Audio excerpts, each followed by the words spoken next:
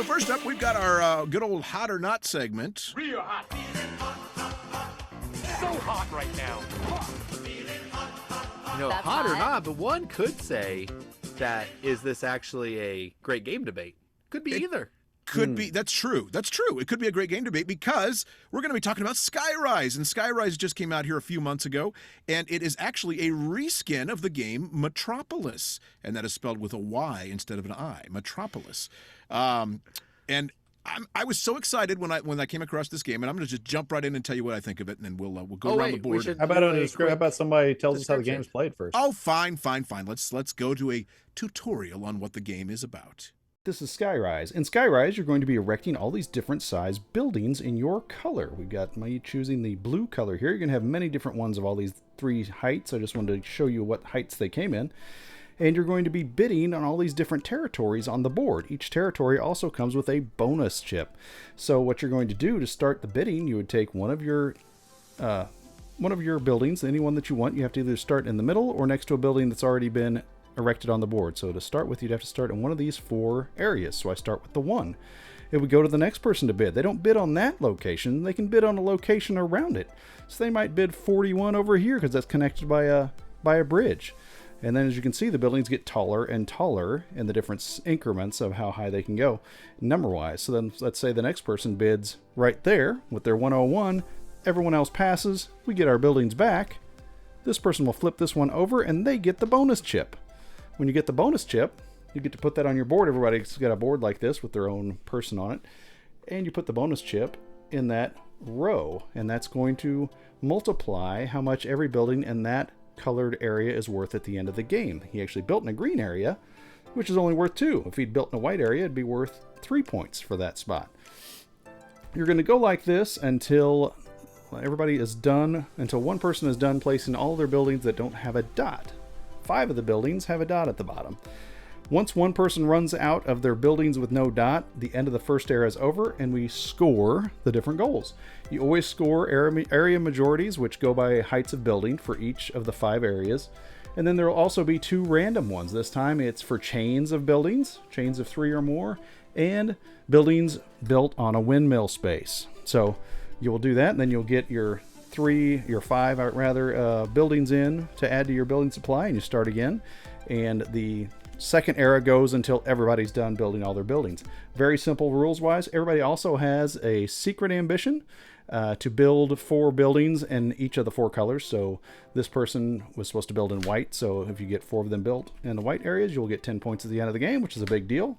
The other thing that's on the board, you can see there's the different colors that I explained, but there's also different letters that go to these patron tiles up here. So say if you won a spot that has an A, you put that A on your board, and then you get to look at the A and see how much the A is worth. The A is worth 3. They can be anywhere from 3 to 8 points. So that's the worst one. Now you know not to go for the A's anymore. That's pretty much it at the end of the second era. Whoever has the most points wins Skyrise. All right. Well, thanks for that teach, John. That is very handy dandy indeed. So yeah, what do I think about this game? Well, I'm really excited about it. I've gotten to play it twice now, and I have really enjoyed it. In fact, I had an old list on my iPhone. Get this, guys. iPhones have now been around for 16 years. No. Yeah, Wow. since 2008. So I had old notes in the notepad going back to all the way around that time, 2009, 2010, where I had written down some games I wanted to check out. There's an app for that.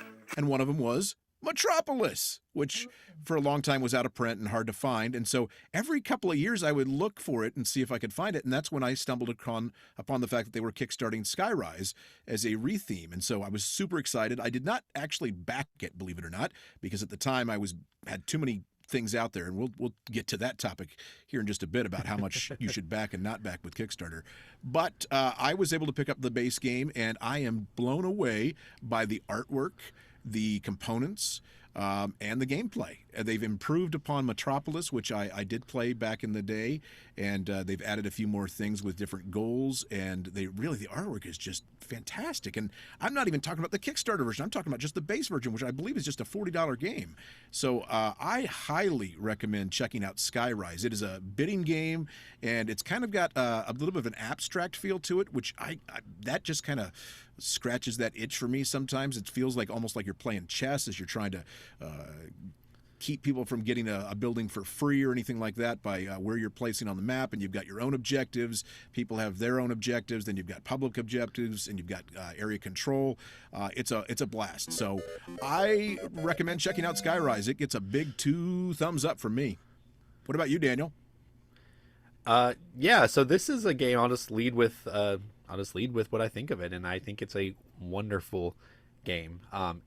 It was interesting because we played it again just yesterday, me and John did, and I will say in the first like 15 minutes I was like, man, maybe this game wasn't as good as I remembered it, but very quickly it just really started to sing.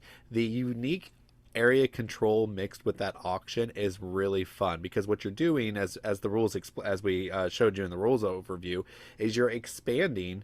You're not getting the tile that you're on, you're kind of setting up for the next person to go somewhere else and then you to go somewhere else. So you're very rarely going to get that one location that you picked. So the auction is really interesting, in which you're trying to say, I want to pay my highest building, but I want to pay for it for this location over here. And how am I going to get there? And it's a really fun way to think of the game. So the other thing I really liked about it was that first round. There's a lot of tension there about when someone is actually going to lose all their buildings, because you want to make sure you have your goals in place so that you're ready to score them. But there's a time where you're like, you know what? I don't think I'm going to be able to do this to get those objectives well. So you hold back and you go, you know what, I'm just going to let somebody blow through their buildings and I'm going to hold back more for the second round. I really liked that tension. Now, there are some bad things about it, and I will say the one thing that I was really frustrated by, it was John's sister-in-law who really highlighted this, is they kept placing where somebody could take a location and then they would for sure win the next one because there was no adjacency open. So I was joking around with our friend Jacob, because he was next to Anne, and I was like, hey, do you want to switch spaces? Because she just kept setting up for good move after good move. So there is a little bit of that aspect. But I think, did I end up winning that game?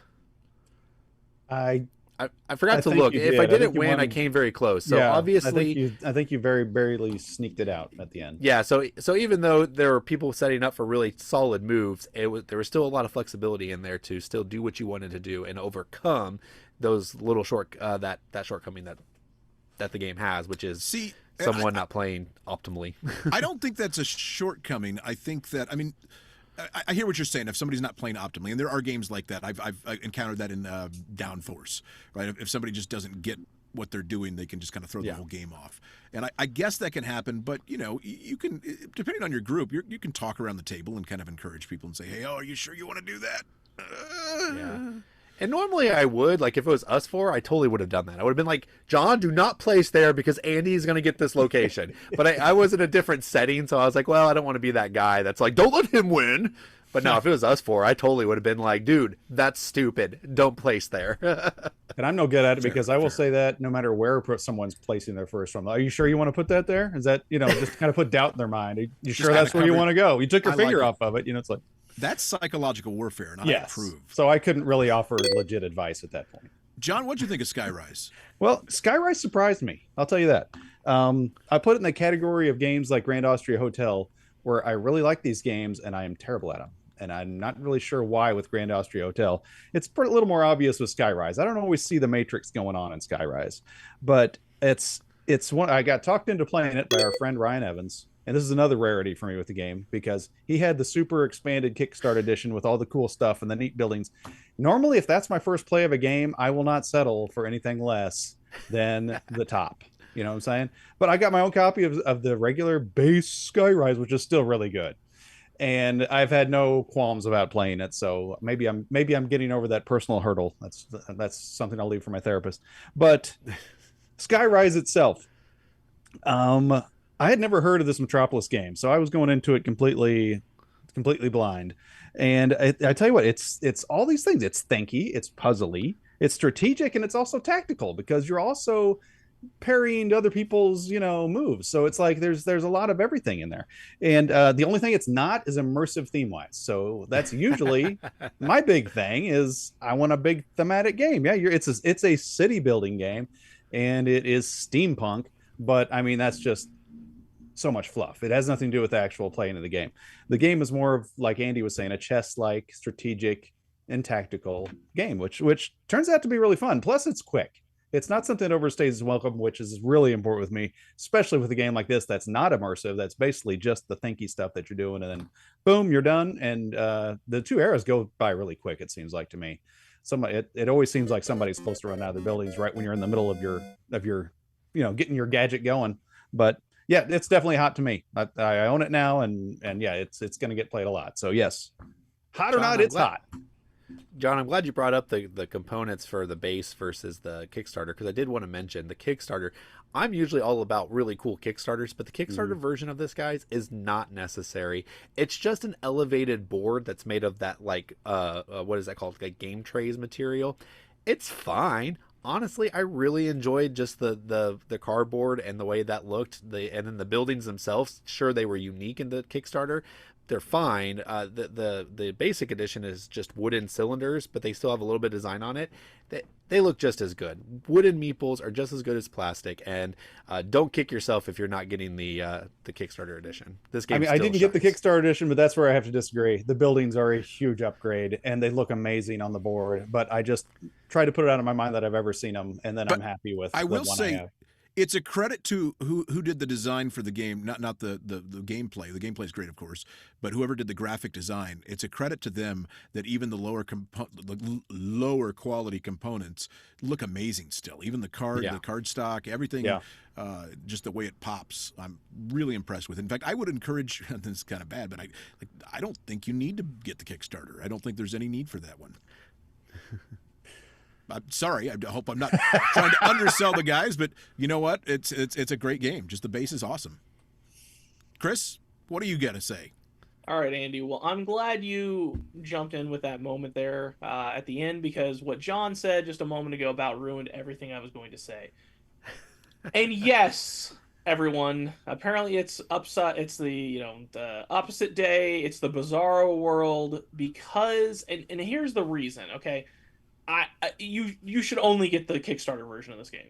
Like, you should only get the Kickstarter version. What? Wow. And listen, here's the reason. It's because of the world we live in today and the cost of these games, right? Like, you're gonna pay. Like, I remember back in the day, old man, right, where a simple like filler game was like $20 and a big game was like 40 or 50, right?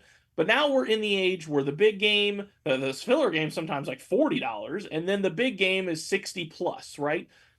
I believe, and again, this is only somewhat secondhand because it's talking from Ryan, the one who actually got the Kickstarter, but he paid like 70 for his now the board, like Daniel talked about, it being raised up. It doesn't really move the needle much, but it is kind of cool because it's a decent amount of like graphic design and molding of the edges and stuff, and so it looks pretty cool. It does feel like a floating city, so that's pretty neat.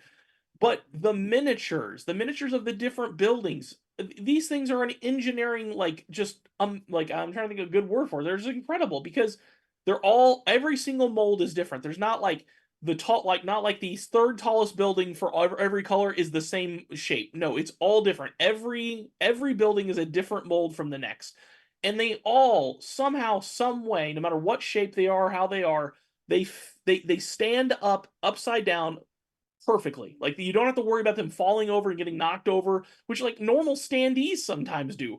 These things are like super rectangle buildings, like skyscrapers, and they never fall over. It's an engineering feat. It's incredible. And again, so all that say, the base game with the wood meeples, which is normally what I go for, right, that are less detailed, are like 40, but the super deluxe is only like $70, which is like the normal price of a game. Like, I've never had a problem with people buying the Kickstarter cool one at a normal price. I have a problem with people buying the $500 all-in pledge. That's what I have a problem with. So where is Chris, and what have you done with him? Because here's the deal: the buildings in the base I understand game. This is Bizarro World. I get it, because the buildings in the base game are wood. They're beautiful wood buildings.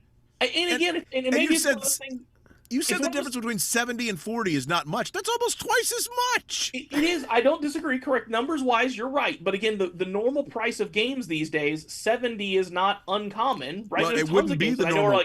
that are like 90 or 100. So the fact it's only 70 for the deluxe one, it's fantastic. It wouldn't be the normal price if you didn't give in. You're the problem. You're the problem. Oh, Fair 70s the new normal. That's why I didn't buy Fortress of Ravenshire. Yeah. I love the game. It was a great game, but I wasn't going to pay $70 for it. How much do you pay for the Feast of Crap?